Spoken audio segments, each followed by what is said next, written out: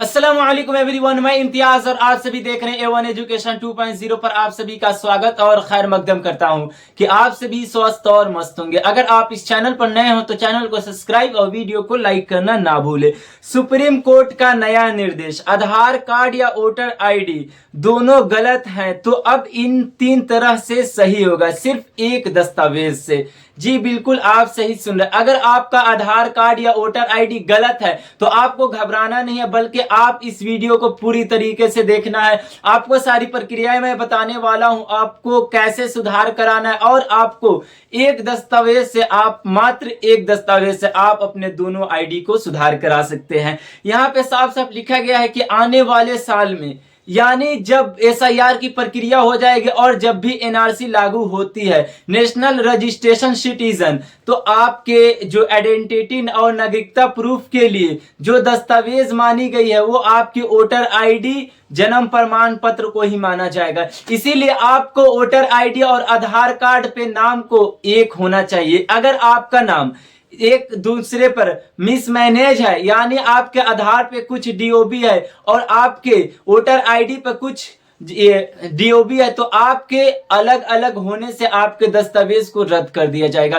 क्योंकि नागरिकता साबित जब भी होगी आपके वोटर आईडी या जन्म प्रमाण पत्र से, ये आपके दस्तावेज को माना गया है, जो काफी महत्वपूर्ण है। अगर आपका दस्तावेज वोटर आईडी और आधार कार्ड पे आपका डेट ऑफ बर्थ या फिर आपके फादर का नेम या फिर अपने माता पिता या फिर एड्रेस गलत है तो आपको चिंता लेना नहीं है। मात्र एक दस्तावेज में आप इन्हें सुधार करा सकते हैं। और आप पहले किन दस्तावेज को सुधार कराना है, क्योंकि बहुत से लोग हैं अगर उनका वोटर आईडी पे नाम गलत हो जा रहा है तो पहले जाकर वोटर आईडी को सुधार कराते हैं, तो मगर आपको वैसा नहीं करना है। आपको सबसे पहले अपने आधार को सुधार करा लेना है। और आधार पे किन नाम को रखना है, अगर आपके पास 10th की मार्कशीट है या फिर जन्म प्रमाण पत्र है या फिर स्कूल का जो भी रिलेटेड दस्तावेज है, आप उसी अकॉर्डिंग अपने आधार कार्ड पे नाम को रखें। उसके बाद जो आधार कार्ड पे नाम को रख रहे उसके बाद ही आप अपना वोटर आईडी सुधार कराएं।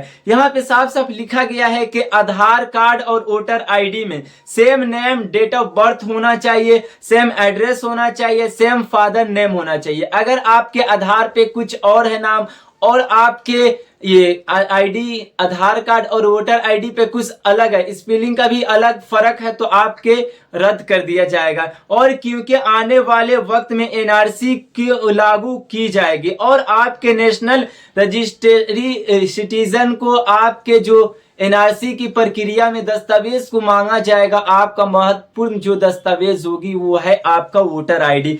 और आप आधार और वोटर आईडी को जन्म प्रमाण पत्र से सुधार करवा सकते हैं। अगर आप वोटर आईडी और आधार कार्ड पे नाम गलत है तो आप जन्म प्रमाण पत्र से सुधार करवा सकते हैं। और अगर एड्रेस गलत है तो आप एड्रेस को भी जन्म प्रमाण पत्र पे जो एड्रेस दिया गया उसी अकॉर्डिंग अपने आधार और वोटर आईडी पे रखें। और आप इसमें मार्कशीट, 10th वाली मार्कशीट जिस पे ये जो नाम है आपको वही रखना है। और यहाँ पे लिखा गया है कि आप जो भी स्कूल के दस्तावेज हैं उसी अकॉर्डिंग आप अपना आधार कार्ड पे नाम रखें और वोटर आईडी पे नाम रखें। और यहाँ पे दूसरे नंबर में लिखा गया है कि 10th के मार्कशीट अकॉर्डिंग आधार है, अगर स्कूल का रिकॉर्ड या फिर सरकारी हॉस्पिटल के रिकॉर्ड है, यानी अगर आप सुधार कराते हैं, आपको पहले आधार कार्ड सुधार करा लेना है तो आपको जन्म प्रमाण पत्र या फिर 10th की मार्कशीट अकॉर्डिंग रख लेना है। और यहाँ पे लिखा गया है कि आप सभी को इन दस्तावेज से आधार और वोटर आईडी को सही करा सकते हैं। क्योंकि अगर आपके पास जन्म प्रमाण पत्र है और 10th की मार्कशीट है और स्कूल के दस्तावेज है तो आप उसी अकॉर्डिंग अपने नाम को आधार पे रखें। उसके बाद एक सही हो गया तो आपको दूसरे तरीके से, जैसे आधार में गलती हो गई, अब जैसे आपके आधार में गलती कुछ हो गई तो आपको जैसे डीओबी गलत हो गया या डेट ऑफ बर्थ गलत हो गया या फिर एड्रेस या फिर फादर के नाम में कुछ मिस्टेक हो गई, तो आपको क्या करना है, आपको सबसे पहले जन्म प्रमाण पत्र पे जो नाम है या फिर 10th की मार्कशीट पे नाम है उसी अकॉर्डिंग आपके आधार पे रख लेना है। उसके बाद ये प्रक्रिया हो जाता है तो आपको क्या करना है, वोटर आईडी को सुधार करा लेना है। तो मैं आपको वोटर आईडी की प्रक्रिया बता देता हूं। यहाँ पे साफ साफ लिखा गया है कि अगर आपका वोटर आईडी गलत है तो आप किन तरीकों से सुधार करवा सकते हैं। तो आपको यहाँ पे लिखा गया है कि ये जैसे आप घर पे भी बैठे आप सुधार कर सकते हैं। जैसे वेबसाइट गूगल पे आपको सर्च करना है voter.eci.gov.